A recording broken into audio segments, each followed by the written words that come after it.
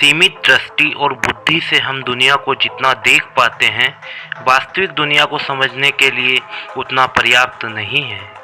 वास्तविक दुनिया उससे कहीं अधिक विशाल और विस्तृत है। इस दुनिया के रहस्य भी इतने मनमद है कि कभी तो यथार्थ भ्रम लगने लगता है और कभी हम भ्रम को ही यथार्थ मान लेते हैं।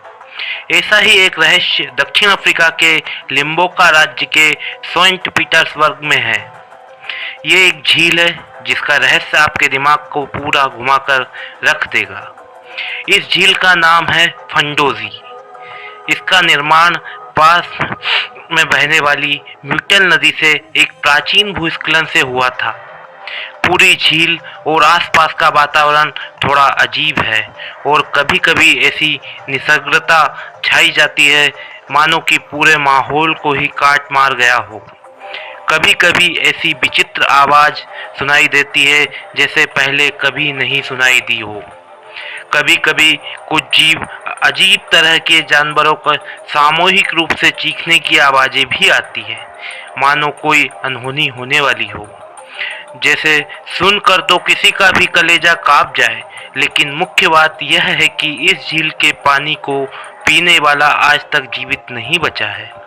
इसका मतलब यह नहीं कि इस झील का पानी प्रदूषित है या किसी प्रकार का जहर है, जबकि सच तो यह है कि म्यूटल नदी जिसका पानी इस झील में आता है वो एकदम स्वच्छ है। फिर इसमें ऐसा कौन सा जहरीला तत्व मिला है जो प्राण घातक है? इस रहस्य को जानने के लिए शोधकर्ता द्वारा समय समय पर कई प्रयास किए गए, लेकिन उनमें से किसी का भी प्रयास सफल नहीं हुआ है। हर प्रयास के बाद कहीं न कहीं किसी न किसी प्रकार की घटना घट जाती थी और वो प्रयास असफल रह जाता था। शुरू में इस तरह की घटना को केवल एक सहयोग समझकर टाल दिया जाता था, लेकिन जब हर शोधकर्ता के साथ इस तरह की रहस्यमय घटना घटने लगी तो शोधकर्ता सतर्क हो गए। कईयों के मन में तो डर बैठ गया कि यह सिर्फ रहस्यमय घटना थी, बल्कि झील का पानी पीने वाले की मौत थी। सबसे बड़ी बात, इस झील का पानी पीने वालों की तुरंत मौत भी नहीं होती थी, जिससे यह अंदाजा भी नहीं लगाया जा सकता था कि इस झील में जहर है। लेकिन इन मौतों से जांचकर्ता घबराने लगे और जल्द ही इस झील से उनका मोह भंग हो गया। इस झील का रहस्य उसके पानी की तरह और गहराता चला गया। इस झील से संबंधित अंतिम घटना सन 1956 की है, जब एंडी लेवले नाम के एक शोधकर्ता ने इसके रहस्य को उजागर करने की ठानी। एंडी को रसायन शास्त्र का काफ़ी ज्ञान था और यही कारण था कि उस पर झील के रहस्य को खोजने का भूत सवार था। उसके दोस्त और संबंधियों को जब इस बारे में पता लगा तो उन्होंने एंडी को वहां जाने के लिए बहुत रोका, हर तरह से उसे समझाने की कोशिश की, लेकिन एंडी ने किसी की एक भी नहीं सुनी। एंडी अपने एक सहयोगी को लेकर निकल गया उस झील को समझने के लिए। हालांकि एंडी पूरी सुविधा के साथ गया था, फिर भी अपने कार्य में सुविधा के लिए स्थानीय कबीले से संपर्क साधा। लेकिन उस झील का नाम सुनते ही उन लोगों को साफ सूंघ गया और उसकी किसी भी तरह से सहायता करने से इनकार कर दिया। बल्कि कबीले के वृद्ध हो चुके मुखिया ने उन्हें ऐसा करने से मना भी किया। उन्होंने कहा, ऐसा करने पर तुम अपनी दुनिया में पहुंच भी नहीं पाओगे। लेकिन एंडी माना नहीं और अपने सहयोगी के साथ आगे बढ़ गया। जब वे दोनों झील के पास पहुंचे तो काफी रात हो चुकी थी। उन्होंने वहीं सुरक्षित जगह खोजकर रात गुजारी। अगले दिन की सुबह उनकी आंख थोड़ी लेट खुली, लेकिन चैतन्य होते ही वे अपने साथ लाई बोतलों में झील का पानी भरने लगे।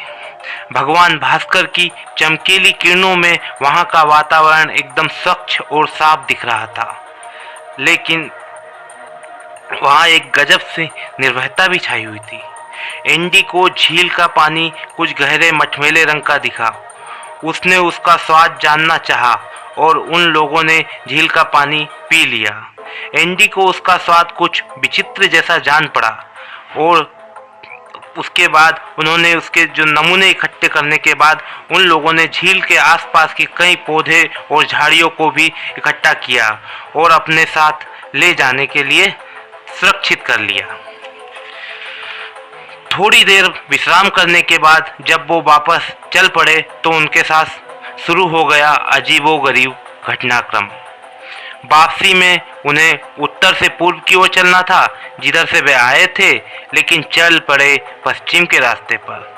आधे से ज़्यादा रास्ता पार करने के बाद समझ में आया कि गलत दिशा में बढ़ रहे हैं।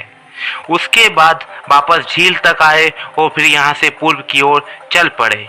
तब थोड़ा अंधेरा हो चुका था और वे लोग एक स्थान पर रुक गए। सवेरा होने पर उन्होंने वापसी के लिए प्रस्थान किया। थोड़ी दूर जाने पर उन्हें लगने लगा कि वे गलत रास्ते पर जा रहे हैं और फिर वे वापस वहीं आ गए। फिर पूर्व की ओर चल पड़े, लेकिन कुछ दूर चलने पर उन्हें फिर वही एहसास हुआ कि वे रास्ता भटक गए हैं और उन्हें समझ आ गया कि वे किसी चक्र में फंस गए हैं। लिहाजा उन्होंने पानी की बोतलें और पौधे झाड़ियों को वहीं पर रख दिया और पूर्व की ओर चलना प्रारंभ किया। इस बार वो सही जगह आ गए। अपने घर पहुंचने के बाद ही एंडी की तबीयत बिगड़ गई और एक हफ्ते में उसकी मौत हो गई। उनका साथी भी एक कार दुर्घटना में मारा गया। इस झील का अभिशाप सिद्ध होने की यह 13वीं घटना थी जो अभी तक लोगों के जहन में ताज़ा है। फिर किसी की हिम्मत नहीं पड़ी कि कोई उस झील में जाकर उस पानी को ला पाए। दोस्तों, आज के भाग में इतना ही। अगर आपको ये वीडियो पसंद आया तो हमारे चैनल को सब्सक्राइब करें और वीडियो पर लाइक बटन जरूर दबाएं। आशा करता हूँ कि मैं आपको मेरे अगले भाग में भी देखूंगा। तब तक के लिए नमस्कार।